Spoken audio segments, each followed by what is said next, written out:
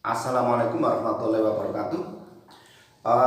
Anak-anak, pada pertemuan pertama ini kita akan bahas tentang peluang.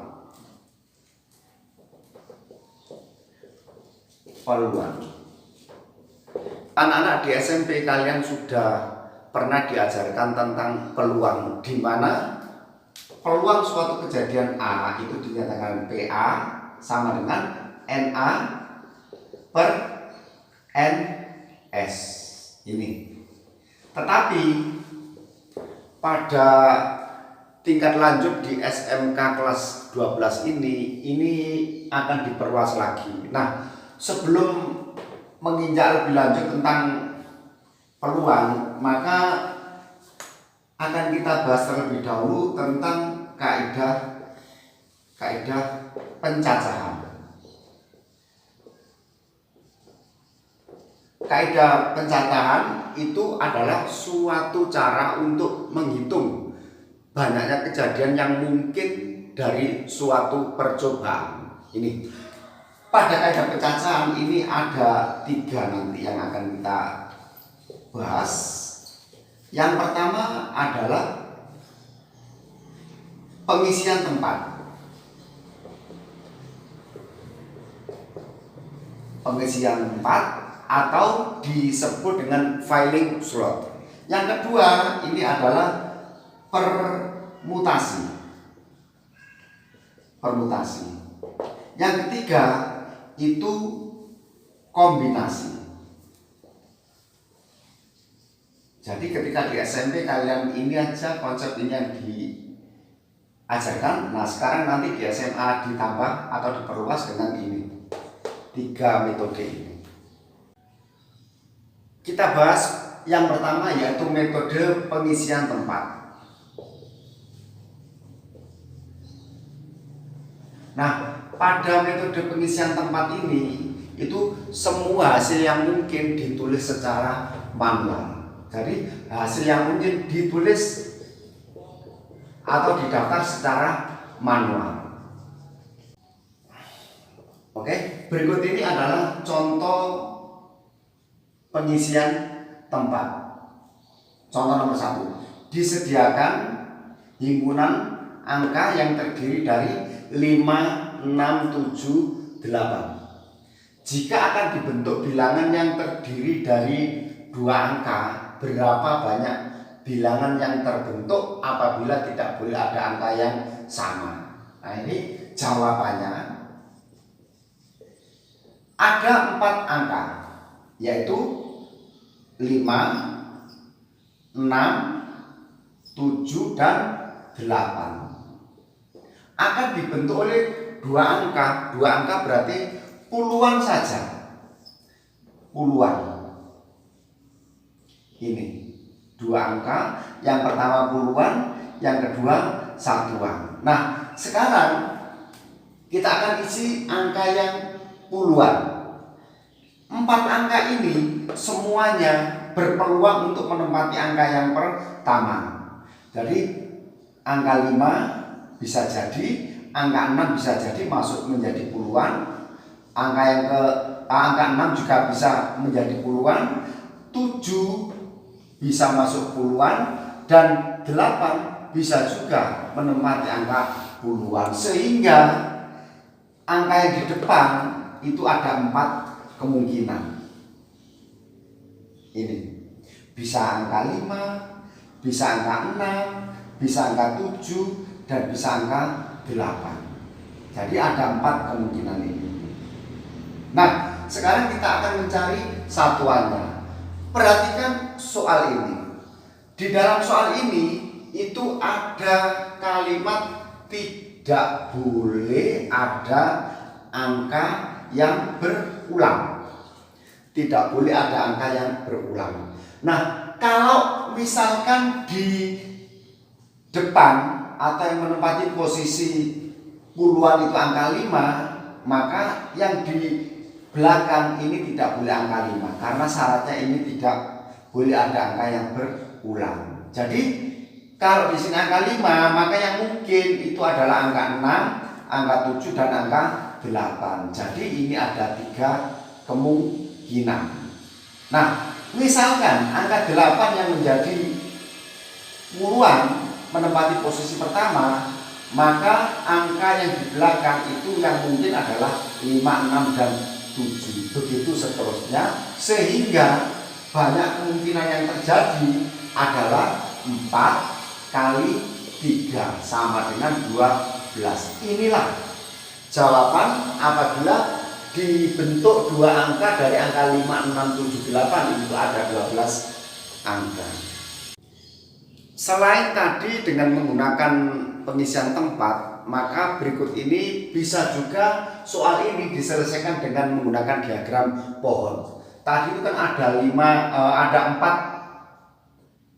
angka, yaitu 5, 6, 7, dan 8. Ini akan kita bentuk menjadi dua angka, yaitu puluhan dan satuan. Yang pertama 5, ini sebagai puluhannya. Kalau 5 sebagai puluhan, maka pasangannya nanti adalah 6, 7, dan 8. Karena tidak boleh ada angka yang berulang atau tidak boleh ada angka yang sama. Begitu juga dengan 6. 6 maka pasangannya adalah 5. 6 pasangannya dengan 7. 6 berpasangan dengan 8. Tidak boleh 6 berpasangan dengan 6 dengan ketentuan syaratnya yang tadi. Yang berikutnya adalah 7 berpasangan dengan 5, ini dengan 6, dan ini dengan 8. Nah, 8 dengan 5 dengan 6 dan 7. Maka di sini itu akan terbentuk angka 56. Ini 57. Ini 58. Ini 65, 67, 68. Ini 75, 76, 78. Ini terbentuk 85, 86, dan 87. Sehingga totalnya ini ada 12 angka yang terbentuk.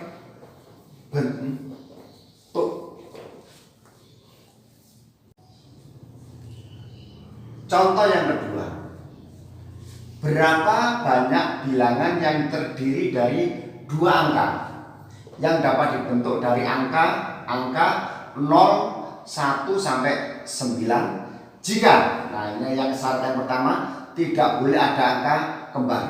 B, ada angka kembar. Nah, ini jawabannya. Angka 0, 1, 2, 3, 4, 5, 6, 7, 8, dan 9. Akan kita buat dua angka. Jawabannya A. Nah, ini angka yang menempati posisi depan atau menempati puluhan dari 0 sampai 9. Yang boleh menempati posisi puluhan itu adalah mulai angka 1 sampai dengan 9. 0 tidak boleh menempati puluhan. Jadi yang di depan, yang puluhan itu bisa angka 1, bisa angka 2, 3, 4 sampai 9. Jadi ini ada 9 kemungkinan. Ada 9 kemungkinan. Nah, sekarang yang kedua, angka yang menempati posisi yang kedua. Ada berapa kemungkinan? Nah, di sini karena tidak boleh ada angka kembar, andai saja yang masuk di sini itu adalah angka 1, maka angka 1 tidak boleh menempati posisi yang kedua. Sehingga tersisa ini 1, 2, 3, 4, 5, 6, 7, 8, 9. Jadi ini adalah 9. Jawabannya adalah 9 kali 9 ada 81 bilangan yang terbentuk. Lanjut kita jawab yang B. Sama, ya. Dua angka, puluhan dan satuan. Angka yang di depan itu tidak boleh angka 0. Jadi di sini tetap sama seperti yang A tadi, ada 9 kemungkinan angka. Yang boleh menempati itu hanya ini. 1 sampai 9 kemungkinan. Nah, sekarang kita masuk ke bilangan yang kedua. Karena ada syarat bahwa boleh ada angka kembar, maka semua angka itu boleh di sini. Boleh di sini. Yaitu ada berapa kemungkinan? 10 kemungkinan. Misalkan yang menempati posisi puluhan itu adalah angka 3, maka angka 3 juga bisa masuk di sini. Jadi ini yang dihitung berapa? 1, 2, 3, 4 sampai terakhir 10 angka. 0 boleh masuk. Jadi banyak kemungkinannya itu adalah 9 kali 10 sama dengan 90 angka yang dapat terbentuk dari 0 sampai 9 jika ada angka kembar. Contoh yang ketiga. Dari angka 1, 2, 3, 4, 5, 6, 7 akan dibentuk bilangan terdiri dari 3 angka yang tidak boleh berulang. Berapa bilangan yang terbentuk jika yang A angka genap, B angka ganjil? Jawab. Angka 1, 2, 3, 4, 5, 6, 7 ini akan dibentuk 3 angka, di mana angkanya itu adalah angka genap. Maka yang diisi terlebih dahulu itu adalah angka yang paling belakang, angka satuannya. Dari 1 sampai 7 yang mungkin menjadi angka genap itu adalah angka 2, 4, dan 6. Sehingga ini ada 3 kemungkinan. Ada 3 kemungkinan.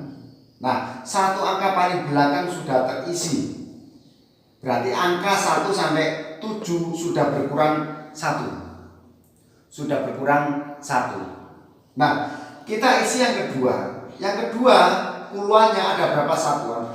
Andai saja angka yang di sini itu adalah 2, angka yang paling belakang 2. Maka 2 sudah tidak bisa menempati posisi puluhan karena syaratnya tidak boleh berulang. Sehingga angka yang mungkin itu adalah 1, 3, 4, 5, 6, dan 7. Ini menjadi 6 kemungkinan. Lanjut, posisi yang paling depan yaitu ratusan. Karena sudah berkurang 2 angkanya, ini adalah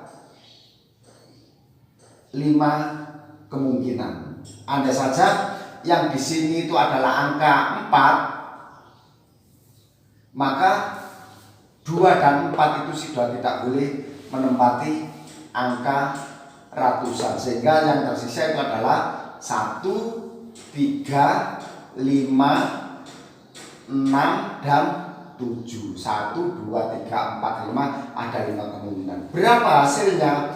Hasilnya adalah 5 kali 6 kali 3, ketemu 90 angka yang terbentuk. Jawaban yang nomor 2. Dari angka 1 sampai 7 akan dibentuk 3 angka, di mana angkanya itu adalah angka ganjil. Maka yang diisi terlebih dahulu itu adalah angka yang paling belakang. Nah, angka yang paling belakang kalau ganjil itu adalah 1, 3, 5, dan 7. Ini ada 4 kemungkinan. Nah, angkanya sudah berkurang 1. Tinggal mengisi yang di tengah. Nah, yang di tengah ada berapa kemungkinan? Ada 6 kemungkinan. Namun, misalkan angka satuannya itu terisi angka 7, maka angka 7 ini sudah tidak punya peluang masuk ke posisi tengah, karena tidak boleh ada angka yang sama dengan yang di belakangnya. Ya. Terus selanjutnya yang di depan atau angka yang menempati posisi ratusan ya berkurang 1 lagi, sehingga tersisa 5. Banyak angka yang terbentuk adalah 5 kali 6 kali 4. Jawabannya adalah 120 angka. Cukup. Di dalam pembahasan tentang peluang ini, kita nanti akan dihadapkan pada notasi faktorial. Ini perhitungan tentang notasi faktorial ini nanti sering kita gunakan dalam pembahasan selanjutnya. Nah, sekarang apa itu notasi faktorial? Notasi faktorial itu adalah n tanda seru, dibaca n faktorial. Ini artinya n dikalikan n-1 dikalikan n-2 kali n-3 dan seterusnya sampai terakhir kali 1. Ini simbol dari n faktorial. Contoh nomor 1, 5 faktorial sama dengan berapa? Jawab. 5 faktorial itu n-nya sama dengan 5. N-nya sama dengan 5, berarti ini 5. Kalikan n-1, berarti 5 dikurangi 1. Dikalikan lanjut 5 min 2. Dikalikan terus nak ya, 5 min 3. Kalikan 5 min 4. Nah, kalau sudah 5 min 4 hasilnya sama dengan 1, maka berakhir. Sehingga 5 faktorial itu artinya 5 kali 4 kali 3 kali 2 kali 1. Ini makna per 5 faktorial. Contoh nomor 2. Hitung. A 4 faktorial sama dengan berapa? Jawab. Kalau tadi pada contoh nomor 1 5 faktorial saja, sekarang nomor 2 ini ada perintah hitung. Maka 4 faktorial itu kita jabarkan jadi 4 kalikan langsung saja 3 kalikan 2 kalikan 1. Nah, karena ada perintah hitung, maka ini harus dihitung 4 kali 3 12, 12 kali 2 24, 24 kali 1, jawabannya adalah 24. Nilai dari 4 faktorial. Contoh yang ketiga, nyatakan bentuk berikut dalam notasi faktorial. Jawabannya A. 1, 2, 3, 4, 5, 6, 7 dikalikan. Maka ini sama dengan 7 kali 6 kali 5 kali 4 kali 3 kali 2 kali 1. Nah, ini tidak lain adalah bentuk faktorial dari 7. Ini jawaban untuk yang A ini tidak ada masalah, sangat simpel dan sederhana. Soalnya ada angka 6, 5, 4. Nah, kalau perkalian 6 kali 5 kali 4 disuruh menyatakan dalam notasi faktorial, maka caranya 6 kali 5 kali 4 lanjutkan sampai 1 kali 3 kali 2 kali 1 sama dengan 6 faktorial. Nah, pada soal ini itu kan tersaji hanya 6 kali 5 kali 4 ini saja. Sedangkan yang di sini ini tidak ada. Nah, caranya bagaimana? Caranya ini dibagi dengan 3 kali 2 kali 1. 3 kali 2 kali 1 itu sama dengan 3 faktorial. Jadi bentuk 6 kali 5 kali 4 itu sama dengan 6 faktorial bagi 3 faktorial. Jawaban untuk yang B. C,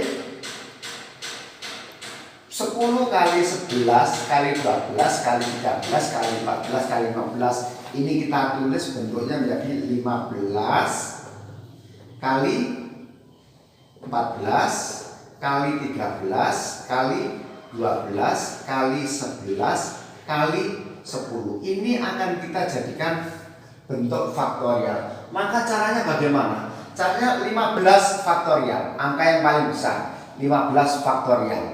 Nah, karena ini perkaliannya nggak sampai 1, maka ini langsung saja dibagi. Berapa pembaginya? Angka setelah angka terakhir, angka setelah angka 10 yaitu 9 faktorial.